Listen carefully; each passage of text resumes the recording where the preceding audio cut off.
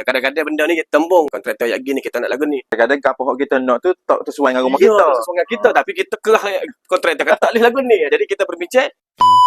Assalamualaikum Dr. Farid. Assalamualaikum. Akhirnya siap dah. Alhamdulillah. Lega. Ni tepi ni hok STM ni tak? Ya, betul. Ini tu baru kan ni. Oh, ni pintu baru ni. Hok ni tak hok tambah maknanya dapur ke apa semua. Ya, betul. Ni asal Dapur. 2 tamu. Dapur, dua tamu. Lepas tu dia buka lagi. Tepi ni. Jadi dia peluah lagi lah.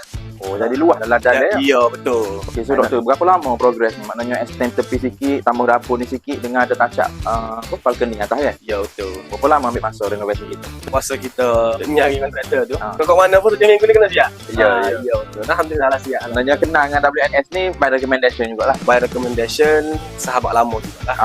Dia kata tak ada bias ke apa. Kita tanya dia 27 minggu dia boleh buat. Dia bagi petang dia punya plan, kita setuju, kita ambil. Jadilah mengikut apa hok doktor nak buat pada rumah. Alhamdulillah. Mudah pasal. Mudah pasal kena. Okey, pesanan sikit kepada orang. Pesan saya, siapa-siapa nak renovate rumah, pertama sekali kita kena kenal kontraktor kita tu. Lepas tu yang kedua, kita pilih plan paling sesuai dengan kita. Kita tanya dia boleh buat ke tak? Kalau dia sanggup, okey. Kita beri cadangan kita. Kadang-kadang benda ni kita tembung. Kontraktor yang gini kita nak lagu ni.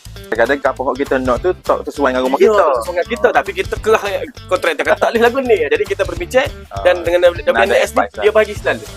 Dia tidak kata ya, gini salah tak salah. Dia kata kalau cadangan gini sesuai dengan. Jadi kita pun menilai benda tu, kita kata okey, setuju. Boleh bincang gimana? Kita tak pekak. Maknanya kita siap rumah dia tak pekak.